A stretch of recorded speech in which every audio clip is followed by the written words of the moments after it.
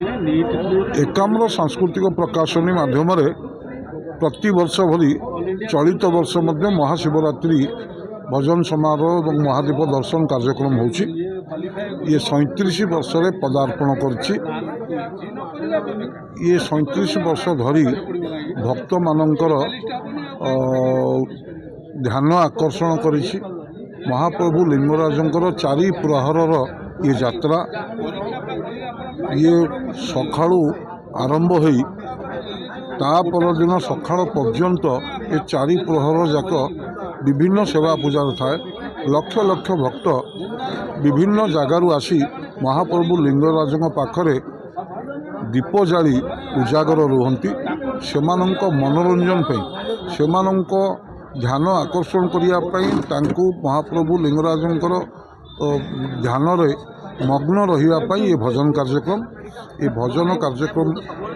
माध्यम रे ये भक्त मानकू सजाग करी रखिबार ये प्रक्रिया मु भावुची चलित वर्ष ये कार्यक्रम सुरुखुरे महाप्रभु लिंगराजंक आशीष ये संपन्न होगा। प्रभु लिंगराज हरिहर उभय को रिप्रेजेंट करते।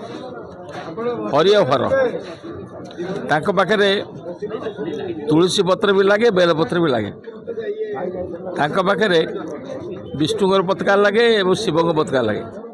ये हूँ अद्भुत लिंगराज मंदिर सारा पृथ्वी रे भारत वर्ष रे एभली मंदिर ना। तेणु किंतु से आज काली परदिन आमर महाशिवरात्रि पालन हो। हरिहर भेट हम, प्रवचन हम, ये पारायण हम, ये रामायण पारायण हम, तेणु भागवत गीता हम।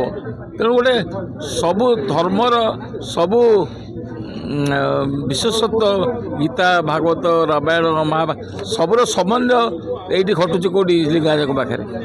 ये एक प्रसिद्ध शिवरात्रि शिवंग महाप्रभु शिवंगर जन्मदिन सुधन।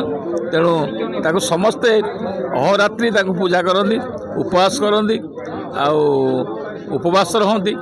ताकर उपवास जो मैंने रहती, जो मैंने कामना वासना करी कहती, ताको समस्त मनस्कार मध्य पूर्ण हवा आम शुणुचु।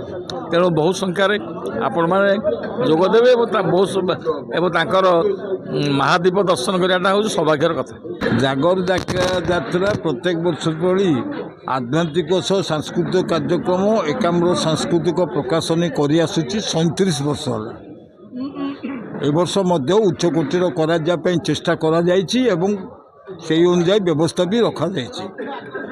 ए वर्ष आमर भारत वर्षर सुनामधन्य कलाकार माने 8 जन आसुचंती। ता भितर मुख्य आकर्षण अच्छा नितिन मुकेश।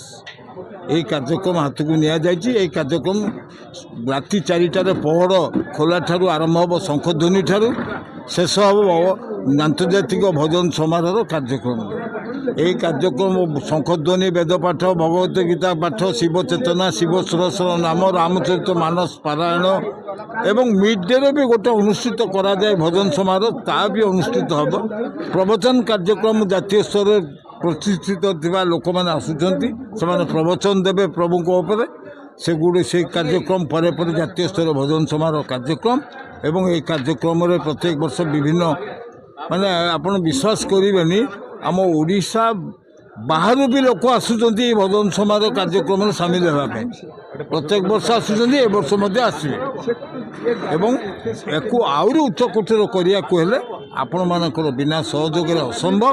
तेणुक मीडिया भाई माने याकू निजर कार्यक्रम भावी आमर घरोई लोक हिसाब से सी कार्यक्रम हाथ को नहीं याकू उच्चकोटीर करिवारे सहायक हेबे बोली निवेदन करुछे एकाम्र सांस्कृतिक प्रकाशन।